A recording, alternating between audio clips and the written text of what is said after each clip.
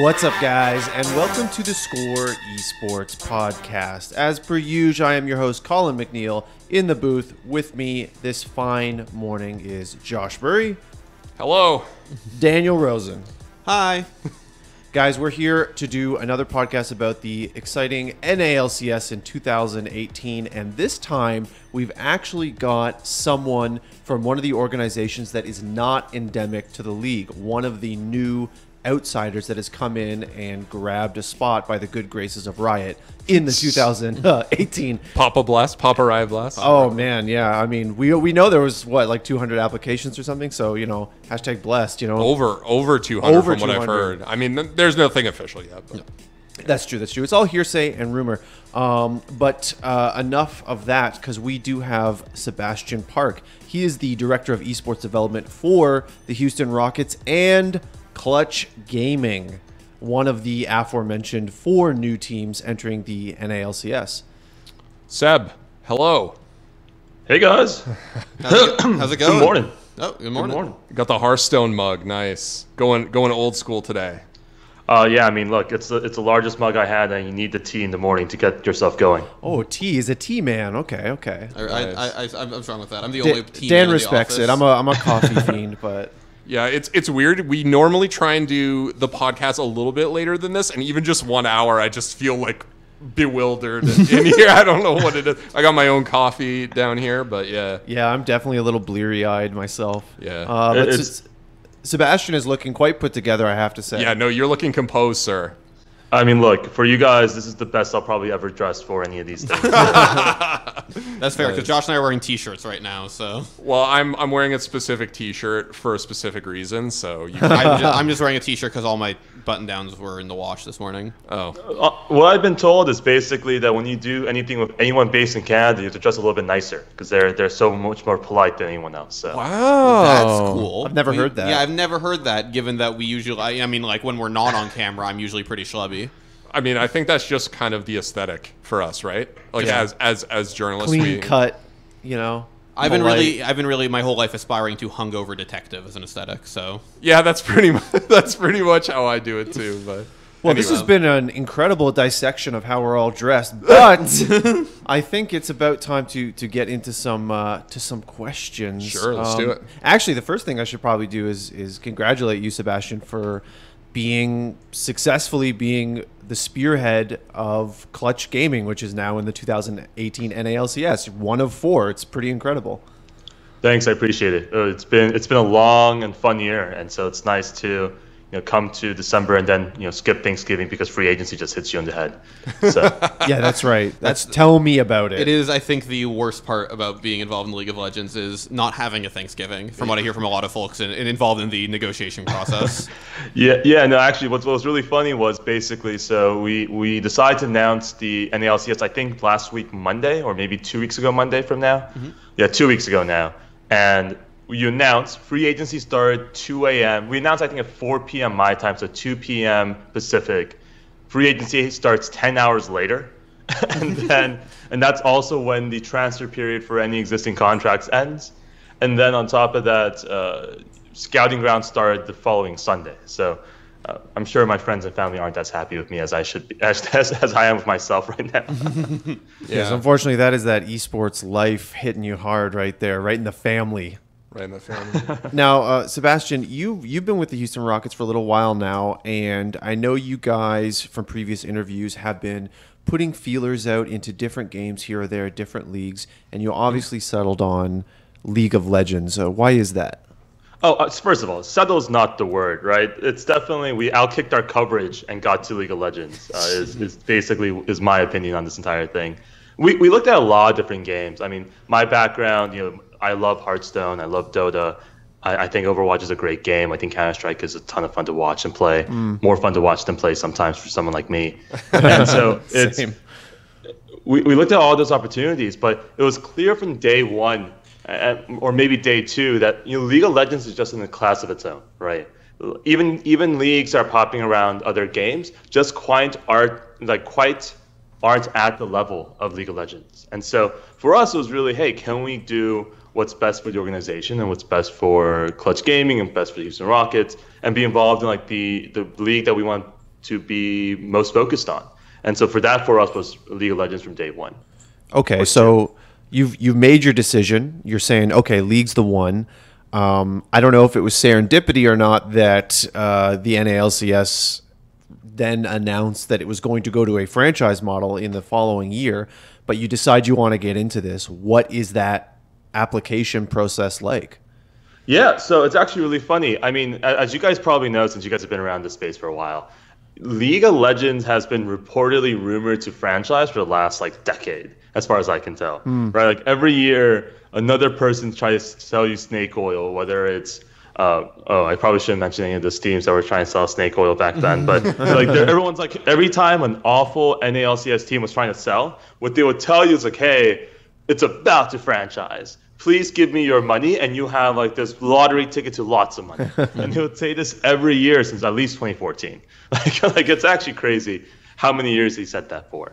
We didn't initially anticipate that it would franchise for sure. We were pretty confident, more so than anything else, that they'll franchise.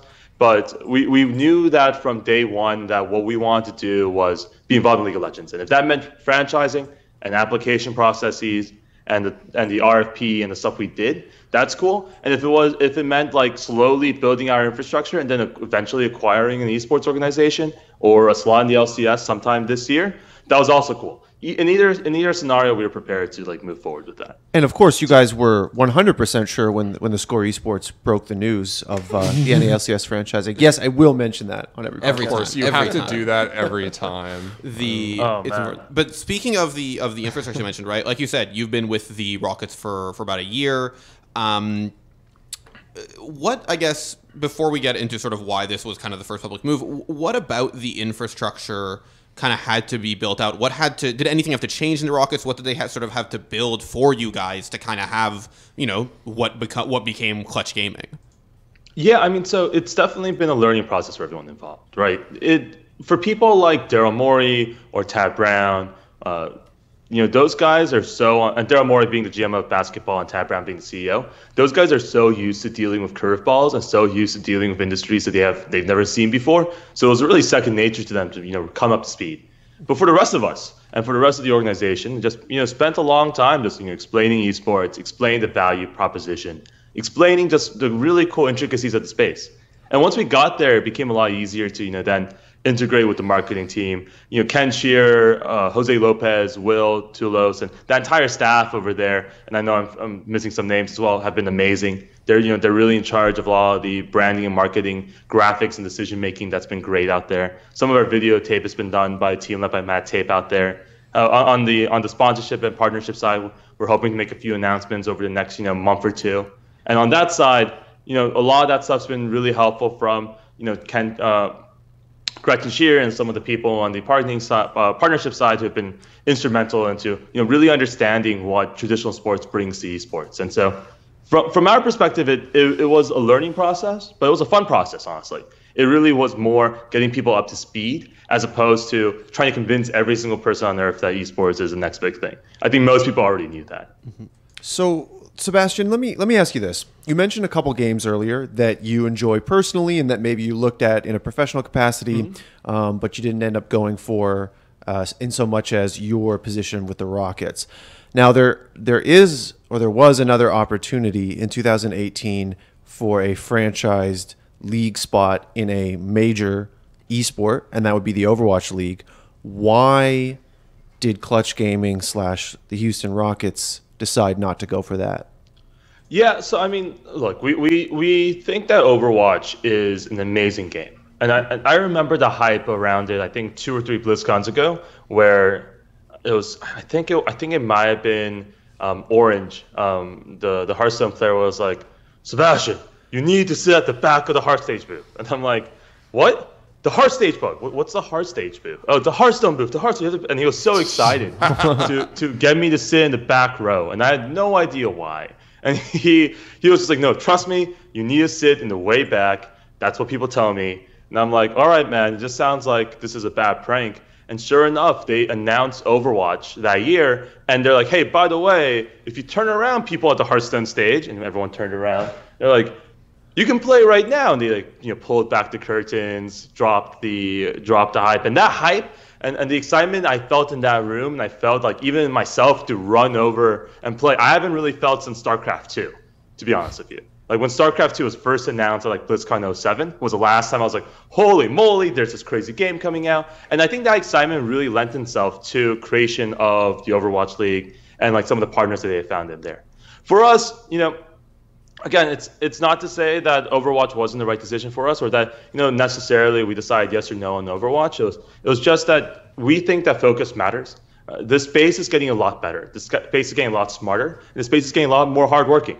And like that's really weird to say because obviously people in the past have been hardworking, but it's just like a different level now. And when you have a lot of smart, hardworking people, generally the people who win out are the people who are like lucky and focused. And so since we can't control the luck portion of our success in esports, we have to control the focus portion. And so once we decided that League of Legends was the game we wanted to pursue, it became a focus issue. So like, hey, let's focus on this game.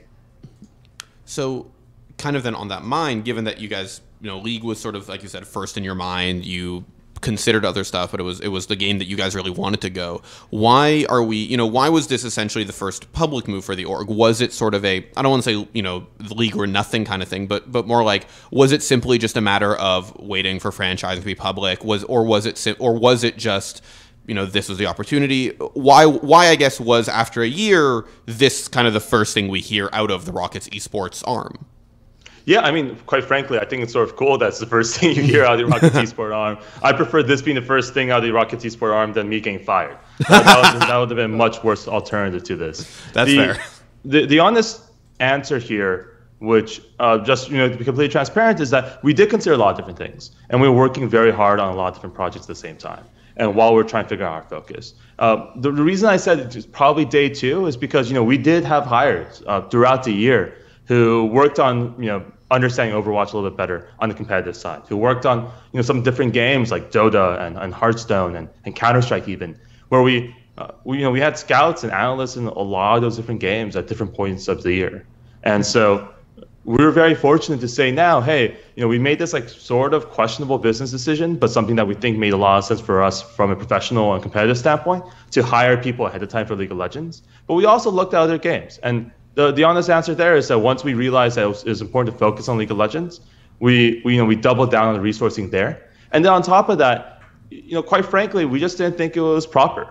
And there's a lot of people who believe in the idea that, hey, we should go out and let people know that we're applying, or we should go out and let people know that we're up in the air. But quite frankly, for us, we really didn't see the point of that. We thought that at the end of the day, with the strength of our application is a function of how much energy and effort we put into it, and the strength of our organization is a function of our prior success, but also some of the stuff they're working on right now. And so if you have that worldview, there really isn't a need to go and tell everyone that you're working on things. The joke I think I told Josh a few times was like when he would ask like, what are you working on? I'd be like, absolutely nothing. And it's one of those things where we want to keep that perception, or keep under the radar, because quite frankly, we thought it was sort of BS. All these organizations were like, we're interested in esports, but they weren't doing anything. And we never wanted to be that type of organization. We wanted an organization that was like, look, these guys came out of nowhere. They have a League of Legends team or an Overwatch team or a Dota team. And it's not to say we didn't look and work hard at it, but it just felt weird for us from our culture to really want anyone talking about us prior to us doing anything. I mean, certainly from, at least from my perspective as a reporter, I really appreciate the no announcements of announcements angle on a public-facing brand. Well, it's not even like an announcement of an announcement in that case. It's like the announcement of a future intention to announce an announcement, because it's like, I mean, yeah, we like esports, and we've seen this from a lot of endemic or non-endemic organizations that are like sports-based. They'll be like, yeah, we love esports, but then you don't hear anything, or it ends up just being like 2K League or whatever, which we've just 2K League. Listen, I'm actually probably in this office. I'm probably the biggest 2K stan like here. Really? Because like, I've written all the 2K articles. stan. Yeah. Oh man, I love the 2K series of games. I did not buy the new one because of microtransactions, but I'm interested. I'm interested to see it though. Like, I'm really interested to see it. I want to know if you can actually like be like, that guy, his name is Jack Balla, 98. Jack Balla. Jack Balla is a great point guard. I love that guy. He's my favorite point guard in the team. I don't know if it's going to work. Anyways, I digress. I really geeked out there. So, Seb, I want to ask a little bit about the brand here. First of all, I really like it. It's actually probably of the teams that had new logos going into the NALCS. I mean, admittedly, yours is new because you didn't have one, but it is my favorite of those. It's pretty clean. I really like red also, and admittedly, that makes sense for your organization. But my question is this a brand that we're going to see in other esports, or is this going to just be your league team? And then if you guys go into Overwatch, well, I guess Overwatch would have to be a different brand if that ever happened. But like, if you guys go into Dota or something, are you going to use Clutch Gaming, or is this just a league thing and you'll think of something else, or has that discussion even happened yet? Yeah, sure. So the honest answer, and we're pretty transparent about these kind of things, is we don't know. We do know, and what we do know is that we're going to focus on League of Legends for the immediate future. Now, does that mean if some opportunity came along after we think we have a pretty good grasp of League of Legends that we wouldn't jump on? Of course we'd jump on it. Like I still go to every BlizzCon. I'll still be at every TI. I'll still try to make it to as many evos as I can. Like if there's an opportunity out there for someone who really fits our team culture or our team brand or the type of organization we have, or some new game really fits something that we want to do, then hell yeah, we'll be involved. But unfortunately, right now, like I said before, like our big onus was like focusing on League of Legends and focusing on making sure we have everything down pat. And we're not quite there yet. And so, and as much as I'd love to say, yeah, no, all the preparation ahead of time prepared us for everything, it didn't. It prepared us for some of those things. And I'm really glad it did, because those are things matter a lot, like the player roster, coaching, analysts, etc. But it didn't prepare us for some of the nuances of League of Legends that are very different from other games. And so we have to learn those first, make sure we have a staff in place to take care of all those things before we consider any other game. I have to say, I didn't even think about FGC for this organization, but Clutch Gaming as an FGC tag is pretty good. It's a good name for a fighting game. Oh, honestly, it's a good tag for CS:GO team too, right? Yeah. That's true. He wins the 1v3 clutch for Clutch Gaming. Anyways, well, that's why you're not a caster, Colin. wow, shade. First is rap career, now it's shade. casting career. I'm learning from the greatest. Okay. Moving on, I want to rewind a little bit to the application process for the success of that application process for the NALCS in Riot's sort of shiny press release where they finally told us who's going to be in it and what they're all about. I believe that Clutch Gaming was fingered as having a strong analytics, strong data-driven metrics, and I just want to know what that actually means. In terms of why that's a success, why Riot's like, oh, okay, these guys like pie charts. They should be in the NALCS. No one likes pie charts. Let's be very clear. That's fair. Pie chart for the majority of time. I would say the vast majority of humans using pie charts are using it incorrectly. And that's just my personal opinion, but it's probably factually true. I'm just putting it out there. So here are a couple of facts that we know for certain, right? We were the first team to get an application into the NALCS. We were super excited to hear about it. Yeah, we're almost certainly the first team. Don't quote me on that, but like. Well, that's what this is. Sure. So I have to actually clarify that this is all like the most on the record it could be. So how do you know that, and why do you think that? I'm sorry to interrupt your thought. No worries. I mean, they first of all, the initial deadline was, I think, July 14th or 15th. They pushed it back to some July 28th or something like that, I think. I'm not exactly sure about those dates, but we got ours in July 5th, right? Like, there's no way anyone else, forced their entire staff to give up their 4th of July vacation to get this thing done. So that's sort of my opinion about it. But in reality, one of the things that we said from day one, and this is the same thing I told our ownership when I first joined the Rockets, the same thing I'll tell you guys right now, it's the same thing we'll tell our fans, is we're really willing to admit when we don't know. And when it comes to analytics, people seem to conflate analytics with, oh, you guys are using like op.gg or Mobalytics or some other type of website in order to like use solo queue data to find people. And that's just like not true, right? There's this misconception that the quote unquote term Moneyball use statistics to figure out some things. The honest answer is that we went into a lot of our meetings and a lot of our pitches and be like, look, we don't know the answer to a lot of these questions, but simply saying we don't know and then leaving it be is not a correct way to approach life. The correct way to approach life is we don't know. Here's a hypothesis. Let's go test it. Let's see if we can prove or disprove it. And remember that failing to reject doesn't approve it. Failing to reject doesn't mean you should accept it. It just means that that didn't work out, and move on to the next thing. And so I think that really came across to them. And then the best way to answer a lot of questions in our modern world right now is to use statistics and is to use analytics and is to take a deeper, more concrete look at things. And so that's sort of where I think that came out from. Well, that's fair enough. I'm also wondering if you got your application in that early, how big and how extensive are we talking? Because I'm going to presume that most of the teams who did make it in had exhaustive applications. We just talked to Steve Aronsit, and yes, I'm pronouncing it correctly now, and he said that their application, the way he described it was just voluminous, just a massive tome, they actually called it. There were 15 pages about Steve in that application. There were 15 right? pages about Steve. Yeah. Wow. So yeah.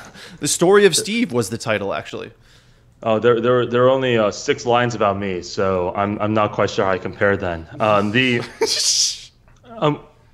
work on it though. So one of the things that's interesting and that I learned through this process is there's just a different level.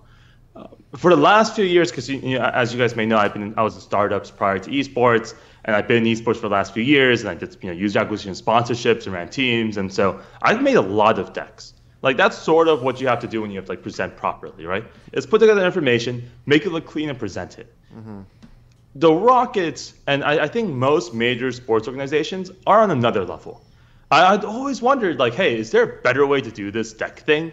And most people I met from consulting firms or other firms said, nah, that's sort of just what you do. And then I came to Rockets, they're like, no, here's how you really make a good presentation. And I think that really helped us. So I think our application overall came in a little bit, so it's like a bound book, and it came in a little bit under, I want to say under a little under 100 pages or a little over 100 pages. Okay. And so, every page was, designed and laid out and reviewed by our graphics and art and marketing department. Every piece of information was spell checked and double checked for factual accuracy. And then we had a lot of people look at it, and then we bound it, and then we created more slides that were specific to things that they wanted to ask us about. We showcased the different things that we can do. Then we submitted it. So maybe it's just that the Hearthstone expansion is looming, or maybe it's the fact that in a sense I'll always know you as a Hearthstone person because of your past with Team Archon. But when you said I've built a lot of decks, I was like, that's exactly what I thought of too. Hell yeah, he's built a lot of decks, Base Hunter. To be fair, I have built a lot of decks as well on that front. Both Fair, Magic the Gathering, hopefully Artifact when that game comes out. Oh, forgot about that. Okay. Yeah. Quick side trip. Okay.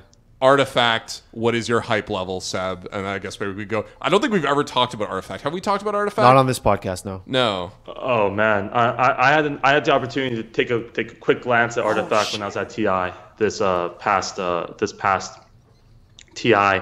Very quick glance. It was just literally, I was like, hey, what are they playing over there? And are they playing Artifact? And I was like, no, you can't look at that. And I kept walking away.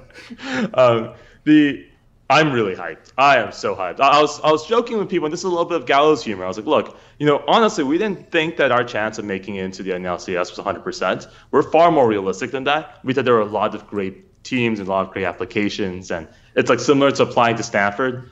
You can be really qualified to apply to Stanford, and they just won't let probably thousands of really qualified candidates in. And so we sort of felt that way about this process. We weren't sure.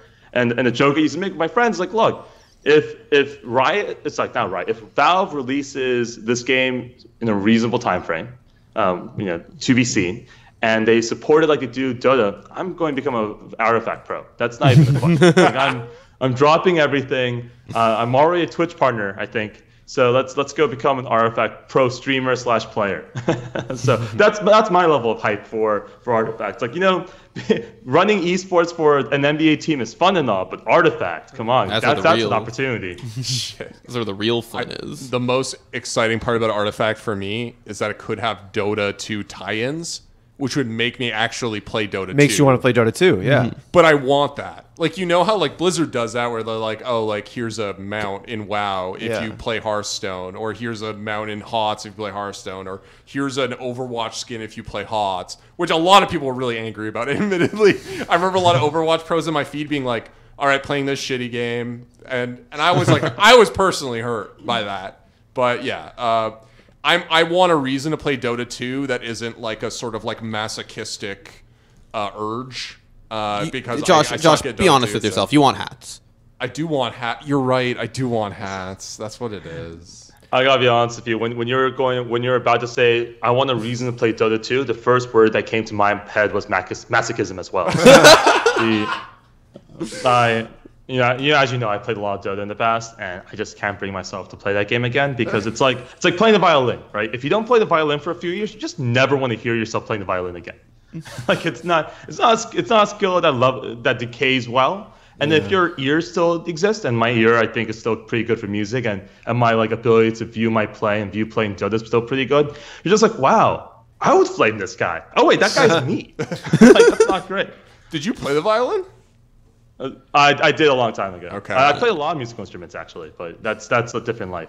I also did. That's weird that we have that in common because it's not like a super common thing. Violin playing instruments? Violin specifically. Violin common. Specifically. It's not like you can just, like in our country, you can't just go and be like, oh, I'm in the band playing a violin. They don't let you play the violin in a band. Right, some bands. What? Well, you have orchestras. Do we live in the same Well, no, I mean, I listen to a band that has a violin in it, like a violinist.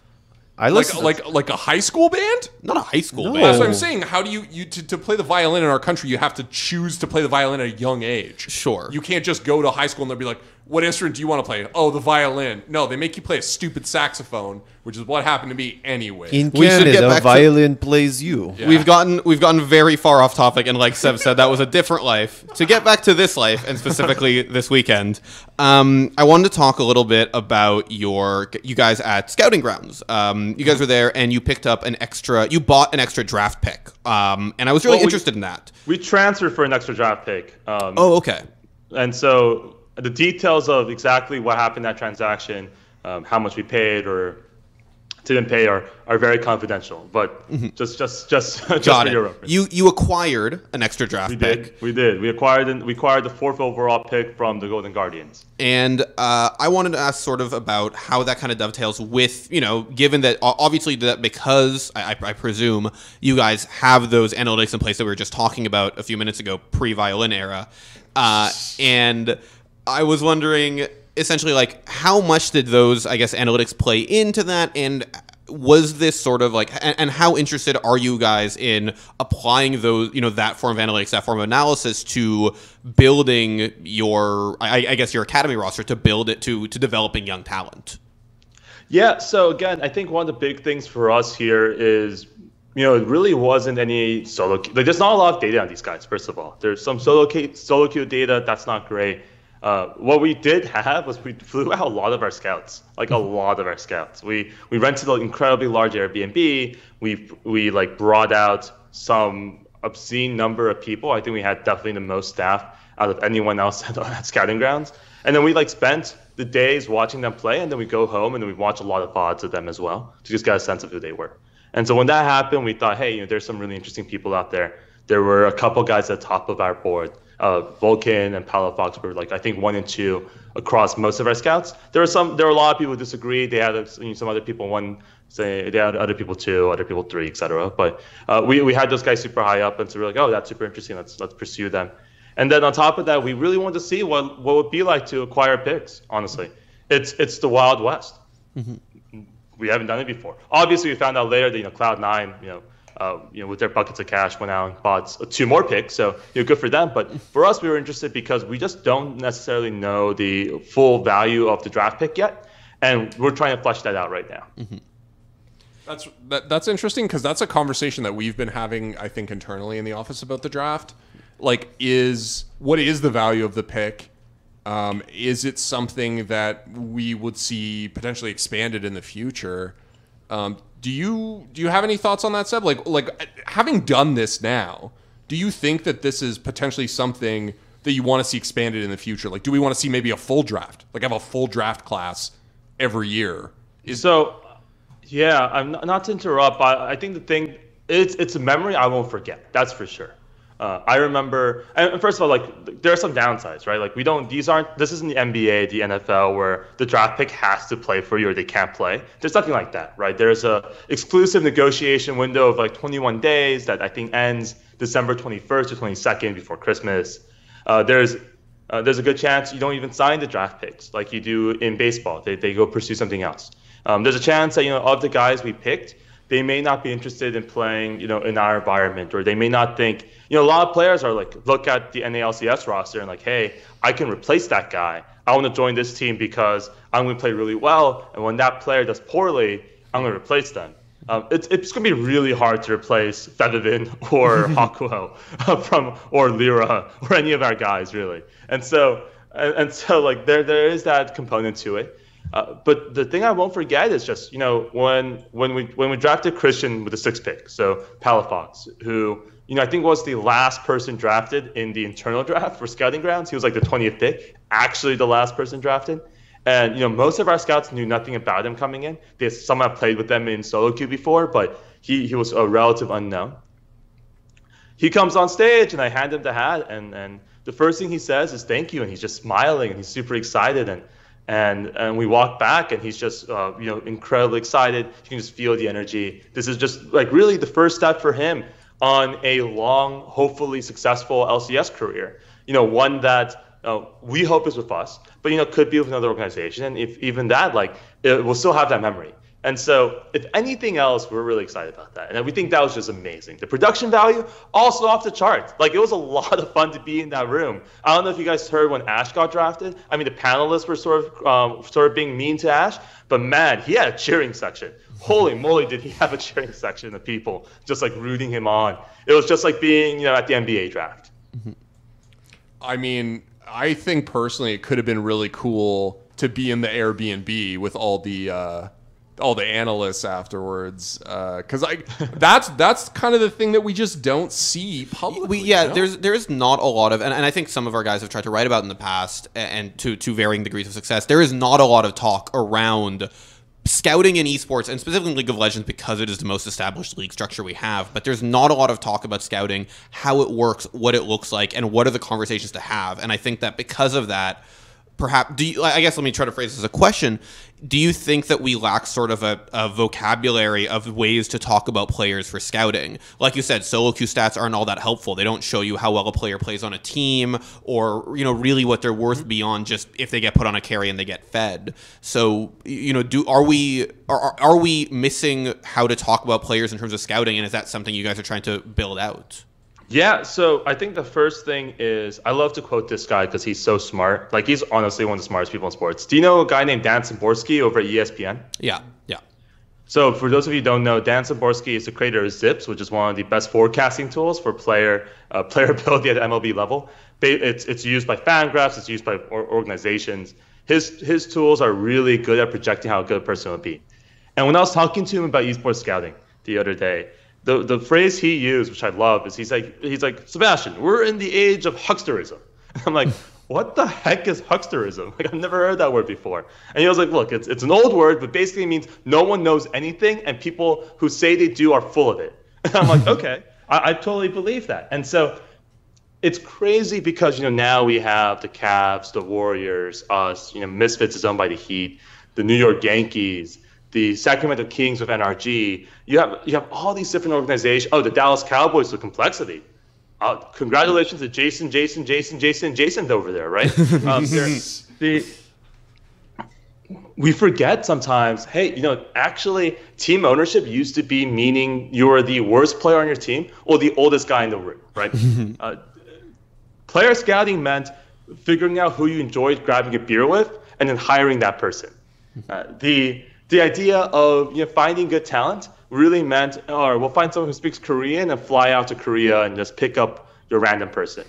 And realistically, that was the extent of scouting historically. If someone says, hey, take a look at this guy's pretty good, and you're like, okay, sign him, bring him over. And to be fair, that's not a bad look. It does work out. Like, there's still a lot of scouting, a lot of finding players is a networking component of, listening to people you trust telling you, hey, you should check out this guy, you should check out that guy, and then going to do it. Beyond that, like, what we're trying to do is just try to level up the more like advanced things by applying things such as reason and hypothesis testing and trying to be a little bit more objective in play. And so that's sort of what we're trying to do. And that's not to say we're successful at it, but it's something that we've been looking really closely at. So for example, I think one of the big things that we did with our LCS team was we realized that in esports, it's really easy to overlook people who are good players on bad teams. And so one of the big things that we looked at when we were building our roster was, hey, who is like overperforming on a bad team? These games are super snowbally. It's hard to play properly when you're behind. This is something you see in Dota all the time. You see a team like OG last year. OG was amazing because you just couldn't beat them. They were really good at playing from behind. And that was because all of them were so mechanically and intellectually skilled at the game that it became very easy for them to understand, hey, we're behind, but we have to take these calculated risks to get ahead. And so insofar as we thought that everyone could play from ahead, it was sort of interesting to see, hey, who plays from behind pretty well? Who is able to showcase their talents that way? And so those are the types of questions we ask ourselves. And it might turn out we're completely wrong. And we're really excited to be wrong. Because if we're wrong, that means we've learned something and we can cross off a bucket. I'll lift in line item, I suppose, off our bucket list of things that we need to figure out before we understand League of Legends. Interesting that you talk about underestimating players that are great, but on not great teams. Since you guys got Lyra, who was so incredibly, like, just incredible at the game on a team that wasn't doing that well, to the point where nobody could ignore him. like you couldn't sleep on that guy because even though the team didn't do particularly well, he was just a force. Like, it was very obvious that he was driven to win regardless of the game state. I mean, that's an interesting comment, but fascinating. Nice throw, Josh. Sorry, I tried. I was I have dug myself into a hole. Like, segues are hard. That's right. That's right. Speaking of segues, Colin. Hi. I wanted to talk a little bit about the future, Sebastian, because your squad is entering an environment where there is functionally no relegation. And I wanted to just ask you what success looks like for Clutch Gaming beyond, obviously, a very high W count and a very low L count, because we know all you guys want to win, yada, yada, yada. But let's be real here. What are you actually trying to accomplish besides topping the standings? Sure. So I think the funniest thing there is I think you were asking a question about future Sebastian as opposed to future comma Sebastian. And so I was like, oh, yeah, like, screw future Sebastian. He doesn't matter. Past Sebastian gave me all this work to do. Present Sebastian's going to give it to future Sebastian, and he can deal with it. And so but in terms of the future, I have a hard time projecting the future. And for what it's worth, the research seems to suggest so do other people. If you told me 2 years ago I'd be working for the Rockets, I wouldn't believe you. If you told me 2 years from now that I'm unemployed and homeless, I hopefully wouldn't believe you either. For us, I think it's sort of interesting because, I think it's a little overblown. In North America in particular, teams have always tried to win unless there was an incentive to lose, right? That's the thing that people don't seem to follow as much, which is that it's not that the 76ers were actively losing because they just didn't care to win. They found an interesting exploitable strategy, and they put a lot of resources into that strategy. And they're like, look, if we lose these games in 3 or 4 years' time, we'll have Joel Embiid, Ben Simmons, and then our first overall pick in Markelle Fultz will be injured, and we'll still be an exciting team. What a great idea, right? That was their idea and their pitch. And so I know there's a lot of fear out there, hey, without relegation, these teams aren't going to perform. But I think those people just don't know the type of owners that are involved in League of Legends anymore. These are not people who are okay losing. These are not people who would ever let themselves do that. And it's because, like, look, at the end of the day, sports and competition, and, you know, a lot of people who own these teams are from a competition background. It sucks losing. It really sucks losing. And so as a result, like, I don't anticipate that being as big of an issue. Now, for us, our stated goal since day one was to try to make Worlds this year and try to put a roster that gets out of group stage next year. That was sort of our stated goal. It's been our stated goal to our players. It's been our stated goal to our ownership. It's been our stated goal to basically anyone who listens. And how often does that happen? It happens some percentage of the time. It doesn't happen all the time. And so really for us in the future, it's like, look, we're not going to stop here. We're not going to rest on our laurels. We're not going to figure out, hey, we have a roster, we're done. We've been working nonstop to figure out, hey, what are ways to improve the roster in terms of their abilities, in terms of coaching, in terms of analytics, in terms of analysis? What's the best ways to, like, provide them the type of things that'll let them get better? And on the flip side, what are the best ways to, bring up our guys and improve them really well? And that's why one of the first hires we made, even before we had anyone in the Academy League, was to hire an Academy head coach. And Brendan McGee, a mixed crack, who has, like, one of the most interesting backgrounds of any head coach in League of Legends, and is a really humble, smart guy who is willing to test a lot of different things and see what's happening on that front. And so that's sort of where our future is right now. There's a lot of testing, a lot of hope, and hopefully some success. Fair enough. The making Worlds, making out of groups, that kind of thing, that does sound like a different way of just saying we want to win. So I'm wondering if there are goals that you guys want to reach that don't have anything to do with game performance. No, I mean, so I would disagree, right? Like, the entire point of being a competitive organization is to win, right? If that's not your goal, it doesn't matter if you're the Houston Rockets, it doesn't matter if you're Clutch Gaming, it doesn't matter if you're the Cleveland Browns. Like, at the end of the day, the goal ought to be to win. And so what's interesting here is, like, there are things that help us get there, right? There are things, for example, it'd be great to be an incredibly transparent organization. We want our fans to basically be the, like, Tuesday morning quarterbacks and be like, hey, why did you make that decision? If only because it'll help us get better, right? Like, we don't know a lot of things. And so it's funny because I think all the derivations of things we want to get better at or goals we have, at the end of the day, help us win more. And so that's sort of a strange thing to say, but let me give you an example. The best example I have off the top of my head is the concept of probabilistic outcomes, right? We think that there's some probability of us succeeding on one front, right? Like, where, like, hey, we made this bet on this player in this situation, and we, to the best of our ability, made this hypothesis that, hey, if we put this player in this situation, they'll do well. There's a good chance that person doesn't do well. Does that mean that we failed there because we lost the game? No, it means that there's now room to improve. And that even if we lost a game in that situation, we want to deconstruct why we lost. Was it the idea itself? Was it a separate concept? Were we being too transparent with some of those strategies? Were people picking up on that? These are all things that we want to learn. But at the end of the day, they all come back to the idea of, really trying to be a winning organization. And that's, like, first and foremost across the board. There are other things that we are very interested in, right? Like, there are things, for example, we've been spending a lot of time on fan engagement. We really want fans to understand why we're making the decisions we are, to know that we like them, we support them, and we appreciate their support, and to be honest and transparent with them throughout the entire process. Like, here's why we picked this person, here's why you should be fans of us, and give people reasons to be fans, as opposed to relying purely on, oh, they just turned on the TV one day and they saw something like this happen, and they're like, yeah, they seem like a good group.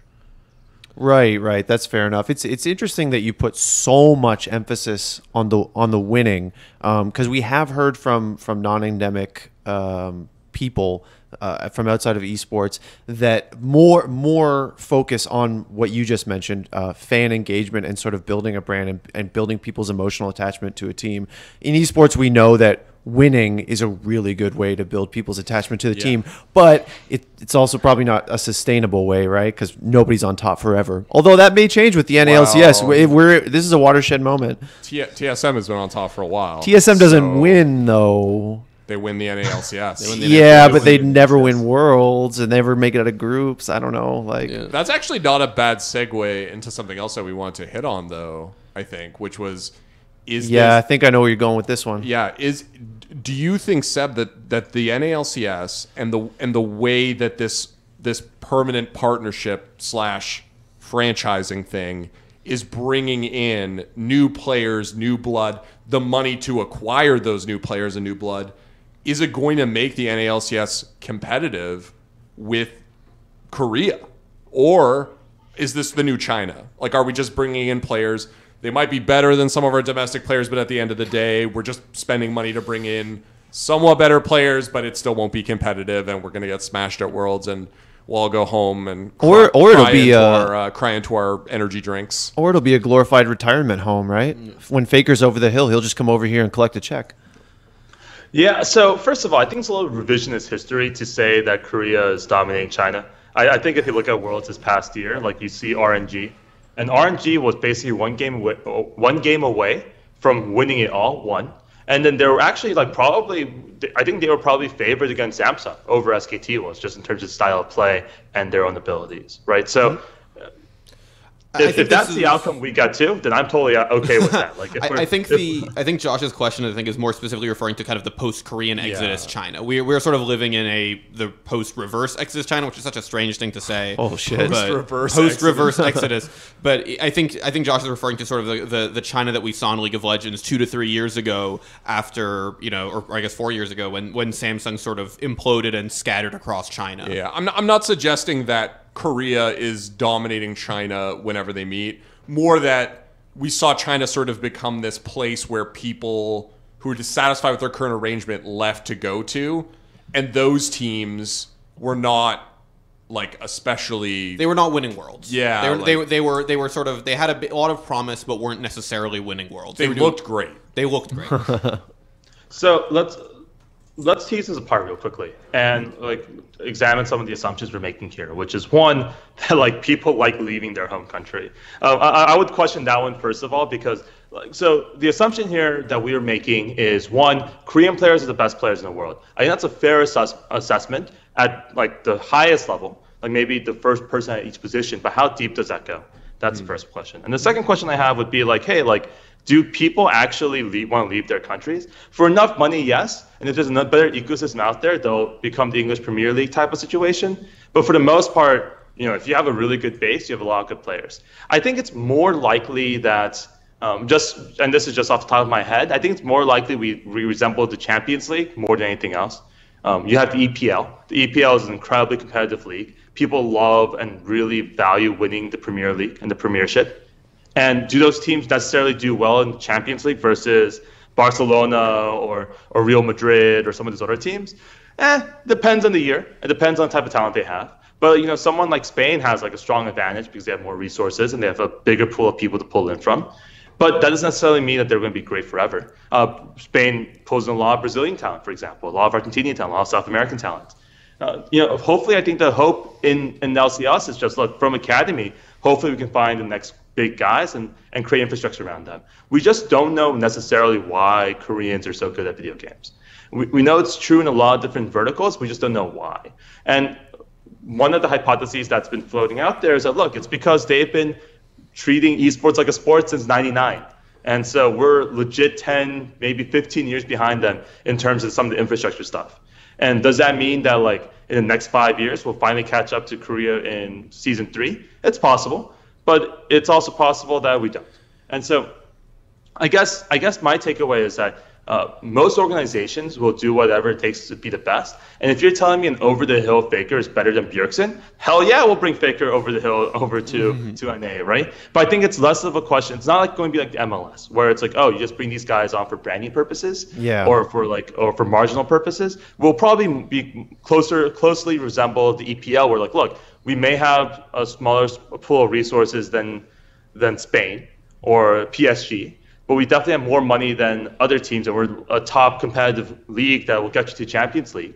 And so that might end up being what happens, but it's really hard to project. It's really hard to project. That's exactly what I thought of, actually, was Beckham at the LA Galaxy, the MLS stuff, funny enough. Yeah, it's funny that you're talking about leaving your home country too. We were having a brief conversation about GBM and his world tour around the world, playing in every region. Now he's going to the Turkish league, right? Yes, Playing for DCL. Supermassive. And I just think that's so cool. But that is the exception rather than the rule, certainly. Like, obviously, we've seen players depart their home region, and GBM is this particularly interesting example of a guy who's just...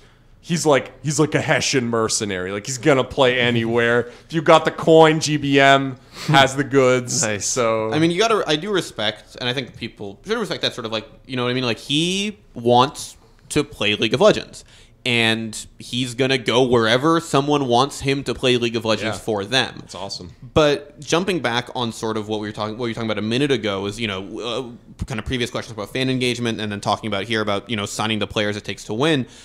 You guys have had a long time to think about it, but what is your approach to League of Legends? You guys are a brand new team. You're kind of trying to carve out a brand identity, I would imagine. What is your approach to League, and what do you guys want to be beyond? Obviously, like I said, like, you guys want to be the champion, but like, what do you want Clutch Gaming to mean to fans? Sure. I mean, two things, right? One, we want Clutch Gaming to be this organization where people come in and can watch and be like, hey, I wonder why they did blank. And then they can just go look it up. And then they'll be like, hey, there'll be something somewhere out there where we're like, yeah, we did blink for this reason, right? And we were wrong, but like, it happens, right? I think that's pretty cool. I think the other thing is that we definitely value the idea of, you know, being available to people. We think that the organization, either, you know, from the players and the house and whatnot, there are good ways and bad ways to make people available, right? Like, I think a bad way generally is to, like, not protect players, right? We have to protect the players. Like, that's part of our job, is to make sure that people, like, if you're a public figure, a lot of crappy things can happen. And so given that a lot of crappy things can happen, it's our job to protect you against a lot of those crappy things. But at the same time, because you know that people look up to you and you make people's days, let's put you in a position where you can do that. And so those are two big things, is, you know, access to players, just so that players can go out there and, you know, really see these people. And then the second thing is just access to the fans and people who want to, you know, armchair quarterback us. So, like, that's sort of where our shtick is. And then beyond that, like, look, we won't be afraid to be like, you know, we're like CLG without the L's, right? Like, we're not going to be afraid to, like, think internally. Like, just because we have a probabilistic viewpoint on the world doesn't mean that we aren't confident, right? We are very confident in our roster performing well. There's certainly a percentage of time where they don't, and there's certainly a percentage of time where they overperform. But we think that it's a pretty good roster. We think that there's a lot of potential here, and we just have to get better about it. And so just our hope to fans and everyone else is just to watch the growth and really enjoy the ride as you see these guys get better over time. Mm-hmm. It's interesting, like Josh mentioned earlier, or I think Colin actually mentioned earlier, that a lot of people want that fan engagement, but we don't hear a lot of the time wanting that transparency, wanting kind of like people to understand what you guys are doing. A lot of, you know, especially from my perspective as a reporter, a lot of esports orgs kind of treat their team house like Fort Knox, and nothing is ever supposed to leave, nothing is ever supposed to change. And it's interesting that you guys want to bring kind of that to the NALCS and to kind of esports in general. Reminds me of Optic a bit. Sorry to cut you off, Josh. Yeah, no, sometimes there's even like, I just think this topic is so interesting. Sometimes there's even like hostility on the parts of players or coaches on social media when people are like, you should have done this. Yeah. People are like, well, you didn't know because you weren't there and I'm the coach or whatever, right? and it's interesting that you want that sort of engagement where people will be like, yo, like, you guys really shouldn't have played Ash into that. Like, that was a bad call or whatever. And like, I think that's interesting because I think the criticism of the highest level of play can be weird. But anyways, sorry, Colin. Hello. Hey guys, so just to like to finish that thought up, I think it's really important for us to be very open about what we know or we don't know. I make it a point personally to answer every email I get. It takes a while, and I do it like every other week, and I just like go through and like I answer all of my emails because I'm an inbox zero kind of guy. I'm a little bit crazy in that sense, and you know sometimes people say things that are like really asinine. to be completely honest with you. But for us, it's important to let you know, like, look, even if you say something we disagree with, we respect the idea. There's a guy the other day who like sent us a message and said, hey, your logo is garbage. Here's a much better logo. You should fire all your guys and hire me. Nice. Now, that's generally not a proper way to talk to our guys. Our guys are certainly better than that guy, almost certainly, right? But at the same time, we appreciate the different philosophy he has. Like, we have a much more minimalistic approach to logo design, and he wants a frilly logo. And you should go be a fan of 100 Thieves then. We're not, our logo is going to be our logo because it fits with our design philosophy. And similarly, our team decisions fit with our team decisions and design team philosophy. And so it would make no sense for people to be angry about that. And I completely understand why our players and coaches will be angry about that. But that's why I'm here talking about it as opposed to them. Their job is to be good at their job. My job is to explain why we made some of these decisions. Yo, I respect that guy's hustle. I'm not going to lie. You know, just a random shot in the dark email. Hey, your logo sucks. Here's a better one. Probably not the best language to use, though. Oh, no. I mean, look, and to be completely honest with you, like, I appreciate that type of stuff, right? Like, it means that people care enough to have made a custom logo for me. I really appreciate that. Like, I think it's really cool. Again, didn't fit our design philosophy, and I think you underrate how good our guys are on the Rocket side. But you know, it's one of those things where always happy to take a look. Yeah, and not to get sidetracked on the branding, but I think everyone in the office really likes the Clutch Gaming. Yeah, I've already spoken. Yeah, I think you speak for the rest of us in that regard. This question, which I've had the trigger on this one for a while, but we're getting sidetracked. It's a bit meandering, so you'll have to forgive me as I stumble through it, and please don't be afraid to ask me to reiterate. But esports is changing, especially in the last couple years. We're seeing a lot of non-endemic entities coming to the scene, a lot of non-endemic money, and there is a feeling among some fans where it's a feeling of excitement, and maybe they don't know why. Maybe they're like, oh my God, real sports, quote unquote, traditional sports care about us. Traditional media care about us. Mainstream media care about us. This is validation. This is an objectively, inherently good thing for esports. And all through esports growth, it's been sort of grassroots. We've been doing it by ourselves. We got to this point where we have this really cool 2018 franchised NALCS, which hopefully will be a big success, and also hopefully the Overwatch League as well. But I guess what I'm trying to get at here is esports seems to be doing pretty well on its own through its own channels. Why should endemic fans care, be excited, or need people like the Houston Rockets to come into this space? Sure. I think that's a great question. And it's a question that I'm like randomly equipped to answer. So as you guys know, but for anyone out there, I've been in esports for a few years now, and the honest answer is that you don't need these people if you're a fan. If you're a fan, it doesn't matter how much an organization pays for its players. It doesn't matter if an organization is the Houston Rockets or Golden State Warriors. That doesn't matter. But for people in the industry, it's really important. I haven't checked my bank account to see if I've gotten paid in the past few months, because I know I've been paid because I work for the Houston Rockets. I know that when we sign a player and I commit to being able to pay them for the year or 2 years or whenever long, that my ownership will come through and we will pay those players and live up to our engagement. That hasn't always been the case. And it's really hard because everyone's been there. The joke used to be, if you hadn't been screwed, well, you haven't been to esports before. The other joke was, like, I remember Eric Burkhart over at Day 9 TV with Sean Plott and those guys. Like, they're the two big guys there.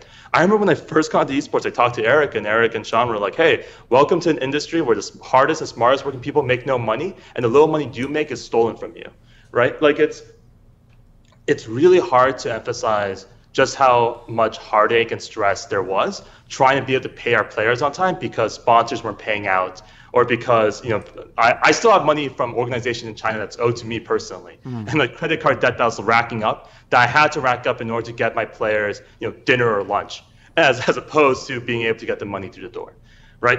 Those are the things that really has screwed our industry for a long time. The grassroots fan stuff, awesome, amazing, totally worth it. But at the end of the day, it's really hard for me to advocate, or it was hard for me for a long time to advocate for these guys or kids or boys and girls and guys hey, like I really want to get into esports. And I'm sitting here looking at my bank account being like, man, the sponsor hasn't paid me yet. This person has literally stolen my money from me. This person's not doing their obligation. And those things are disappearing. That, I think, is the best part. No one right now is afraid that their Academy League spot's not going to pay them money. People in Challenger were very much afraid. There was a joke the other day where it's like, if you work for a certain type of organization, you should only count the first 9 months of your 12-month contract. Because the last 3 months, they'll make up excuses and never pay you. And so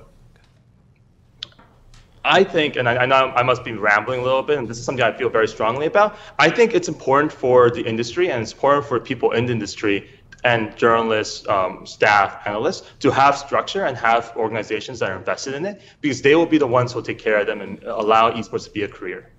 It is not necessarily going to show dividends for fans day one, but in the next few years, as we're able to retain better and better talent because people aren't afraid of going bankrupt or not being able to pay for their apartment, then at that point, they will see the results of having super cool people, super smart people, super exciting people really growing their game and their sport. And so I think that's the biggest thing, the reason why people should care. But at the same time, I understand the fans don't necessarily care yet. Well, that's was actually a very good answer. And don't worry about the rambling, because the question was pretty rambling itself. Yeah. So that's very interesting to consider. I often view things first from a fan perspective for whatever reason. That's just how my brain is sort of trained. But that was a good answer in regards to the industry perspective. Excuse me. We are winding down here on the Score Esports podcast. So this is the part of the show, Sebastian, where we want to give you a chance to say anything you didn't get to say, touch on something that we didn't bring up, or just give any shout outs before we let you go. Yeah, special shout out to those Chinese companies that owe me money. Let's see, what was the actual?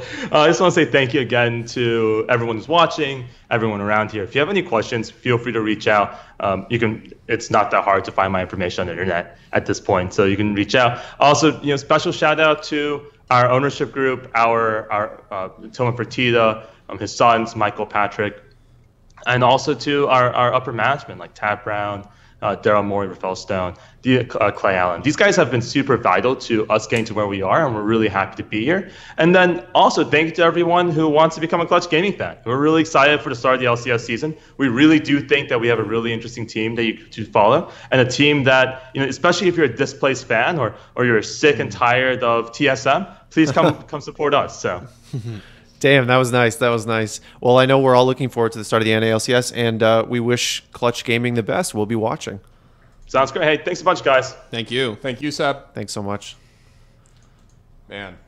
I really liked his answer there. That last question is one I've really been wanting to ask. I know we've been aching to ask that question for a while. It's something we got in like when we came up with that. I remember we were in the meeting and we brainstormed that question, and we went off on that for like 20 minutes, much longer than we were supposed to. Yeah, definitely. But I know that's something that I think all of us were itching to ask, and I'm happy that Seb had such a great answer towards that. Yeah, absolutely. And we're going to ask it again, because we're going to try and get every single endemic and non-endemic team, a representative from them on this podcast. We already got Steve, your boy from Liquid. You're revealing our long-term strategy, though. Oh no. Steve, well, I'm taking the Clutch Sebastian. Gaming approach of transparency. Okay, that's So, good. Hey, hey, nothing wrong with that. what you want me to do, my dude?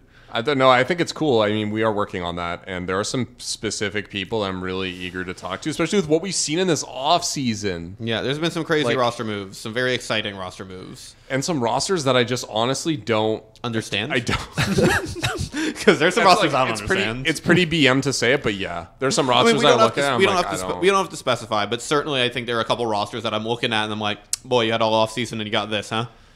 Damn, you guys are going to have to specify me when we go off air. Yeah, exactly. Off microphone. But certainly it'll be exciting to potentially see, like Seb said, somebody finally challenge TSM's crown. Yeah, I hope it's them. I hope so. I hope it's anybody. Yeah, that's kind of what I meant. Yeah, I hope it's anybody. Okay, so for us, that is it. That is our time. Guys, as I alluded to before, we're going to have more of these interviews with both the non-endemic and endemic teams that made it into the 2018 NALCS. So please keep it locked to the Score Esports for that. For Josh Burry, for Daniel Rosen, I am Colin McNeil saying until next time, GGWP. Just added that in. That's a new one. Yeah. That's very slick. Slick racing.